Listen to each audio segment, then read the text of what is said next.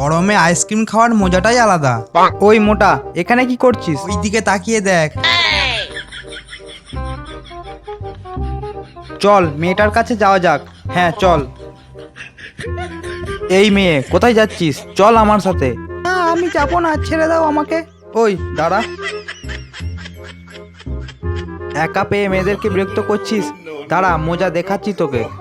হ্যাঁ তুমি এই দিকে চলে আসো, এরপর দেখ আমার কামাল। চলে আয়। হাহ।